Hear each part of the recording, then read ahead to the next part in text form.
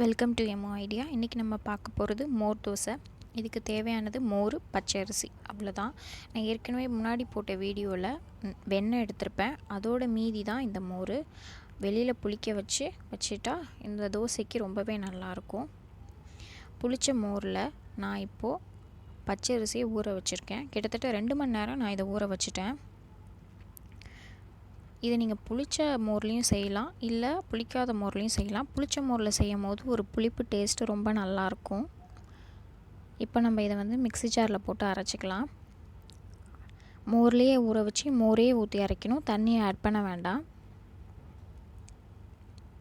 Mixie ஜாரில் போட்டு நல்லா நைஸாக அரைச்சிக்கணும். கொஞ்சம் மோரை விட்டு அரைச்சிக்கோங்க, ஃபுல் மோரையும் ஊற்ற வேண்டாம். இதை அரைச்சி இப்போ நம்ம எடுத்துகிட்டு வந்துக்கலாம்.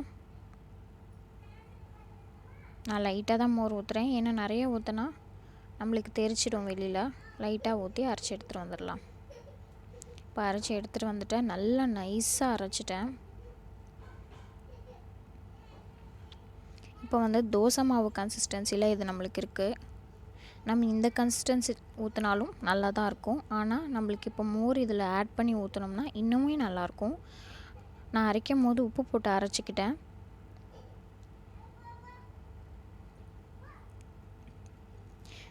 நான் கொஞ்சம் இதில் மோர் ஊற்றிக்கிறேன்.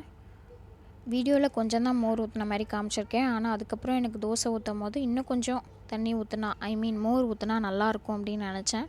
அதனால் மோர் ஊற்றிக்கிட்டேன். அந்த மோர் நான் எவ்வளோ மோர் எடுத்திருந்தேனோ, ஊற வைக்கிறதுக்கு எவ்வளோ மோர் எடுத்திருந்தேனோ அந்த எல்லா மோரையுமே நான் அந்த தோசைக்கு யூஸ் பண்ணிக்கிட்டேன்.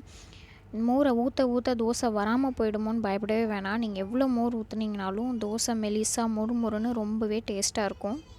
கண்டிப்பாக ட்ரை பண்ணி பாருங்கள். புளிப்பு மோரில் செஞ்சிங்கன்னா அது ஒரு டேஸ்ட்டில் இருக்கும், புளிக்காத மோரில் செஞ்சிங்கன்னா அதுவும் ஒரு டேஸ்ட்டில் இருக்கும்.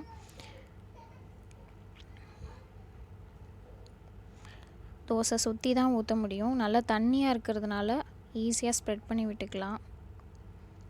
மொறுமொறுன்னு வரும் இந்த தோசை.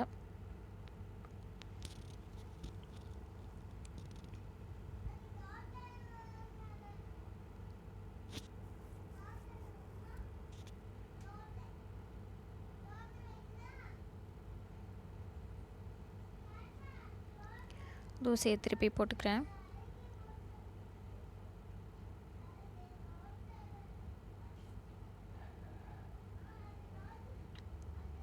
மொறுமொறுன்னு தோசை ரெடி ஆயிடுச்சு.